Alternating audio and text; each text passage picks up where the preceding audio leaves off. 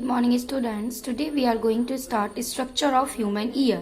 Okay students, आप सभी ने अपने अगर कान को नोटिस किया हो तो आपका जो कान यानी ईयर जो होता है उसकी शेप थोड़ा इस तरीके से होती है.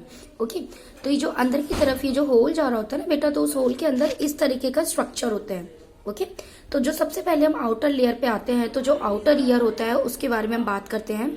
आउटर ईयर कहाँ से कहाँ तक होता है, तो यानी जहां से स्टार्ट होता है आपका कान वहां से लेकर अंदर जहां तक होल आपको दिखता है वो आउटर ईयर का पार्ट होता है. उस होल के अंदर जो चीज आप नहीं देख पाते वो होता है मिडल ईयर का पार्ट. फिर उसके अंदर होता है इनर ईयर. ओके तो आउटर ईयर के अंदर जो सबसे ऊपर ये इस टाइप की जो लेयर होती है, ये वाली लेयर जो होती है, इस लेयर को बोला जाता है पीना. ओके अंदर ये जो स्ट्रक्चर होता है इसे बोलते हैं हैमर. ठीक है, ये जो स्ट्रक्चर है ये है आपका हैमर. ओके तो ये हैमर है आपका बेटा. उसके बाद आता है एनविल, देन उसके नीचे आता है stirrup, oval window, auditory nerve, cochlea, tympanic membrane या फिर ईयर ड्रम बोलते हैं. ठीक है, उसके बाद आता है ऑडिटरी कैनल. ठीक है, ऑडिटरी कैनल क्या है, जो कि इस होल के अंदर तक ये जो लेके जा रहा है. फिर उस सबसे नीचे जो नर्व जा रही होती है उसे बोलते हैं ईस्टोचियन ट्यूब. ठीक है, तो ये थे सारे हमारे auditory parts of human year. Okay अब बात आती है कि हम कैसे सुन पाते हैं. How do we are able to hear. Okay so we are able to hear with the help of an extremely sensitive device called the ear. Okay तो यहाँ पे ध्यान रहे बेटा, डिवाइस का मतलब ये नहीं है कि आप सोचे कि कंप्यूटर की डिवाइस है कुछ.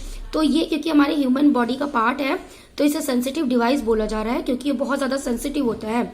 अगर हार्श साउंड सुन लेता है तो इसकी हियरिंग पावर हमेशा के लिए लॉस हो सकती है. ओके ये क्या करता है, it allows us to convert pressure variations in air with audible frequencies into electric signals. ठीक है, ये क्या करता है, ये क्या प्रेशर जो वेरिएशंस होता है जो एयर के थ्रू मिलता है उसे ऑडिबल फ्रिक्वेंसीज में चेंज करता है, फिर उसे इलेक्ट्रिक सिग्नल में चेंज करता है जो कि हमारे ब्रेन में जाता है. फिर हमारी ये अच्छा ब्रेन में कैसे जाता है, ये ब्रेन में हमारी जो ऑडिटरी नर्व है, देखो यहाँ पे दिख रही होगी, इस नर्व के थ्रू ये हमारे ब्रेन के थ्रू सिग्नल देता है and then we are able to hear that noise और वॉइस. ओके जो auditory aspect of human ear है वो मैंने आपको अभी यहाँ पे क्लियर किया था. अब बात आती है आउटर ईयर जो होता है उसे हम पिना बोलते हैं. ये क्या करता है, ये सारे साउंड्स को जितनी भी सराउंडिंग होता है उसके थ्रू कलेक्ट करता है. उसके बाद जो कलेक्टेड साउंड होती हैं ये ऑडिटरी कैनाल से पास होती हैं. ठीक है, अब जहाँ पे ऑडिटरी कैनाल एंड होता है वहां पे एक थिन मेम्ब्रेन होती है जिसे बोला जाता है ईयर ड्रम और टिम्पैनिक मेम्ब्रेन, जिसे कान का पर्दा भी बोलते हैं. फिर जब कंप्रेशन ऑफ मीडियम इस ईयर ड्रम तक पहुंचता है तो जो प्रेशर होता है आउटसाइड ऑफ द मेम्ब्रेन वो इंक्रीज होता है and it forces ear drum inward. ये फोर्स करता है ईयर ड्रम को अंदर तक ले जाने में. सिमिलरली जो ईयर ड्रम होता है ये बाहर की तरफ आता है जब रेयरफेक्शन इसके अंदर होना शुरू हो जाता है. इस तरीके से ईयर ड्रम जो होता है वो वाइब्रेट करता है, और जो वाइब्रेशन होती है ये क्या करती है, ये एम्पलीफाइड करती हैं बहुत बार. ठीक है, और कम से कम 3 जो बोन्स होती हैं उनके थ्रू ये बहुत बार वाइब्रेट करता है, जिसके अंदर 3 बोन्स कौन कौन सी हैं, हैमर, एनविल और स्टिरअप. ठीक है, तो मिडिल ईयर के अंदर ये 3 बोन्स होती हैं.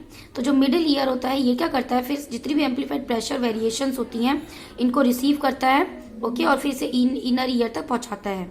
फिर इनर ईयर के अंदर जो प्रेशर वेरिएशंस होते हैं ये इलेक्ट्रिकल सिग्नल्स में चेंज होते हैं, और ये कैसे होते हैं, किसके थ्रू होते हैं, कोशिलिया के थ्रू. और ये इलेक्ट्रिकल सिग्नल्स जो होते हैं फिर ब्रेन के अंदर पहुंचाए जाते हैं, किसके थ्रू, ऑडिटरी नर्व के through.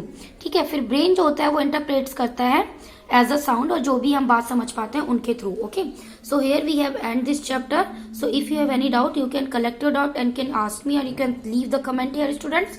Okay, so thank you students.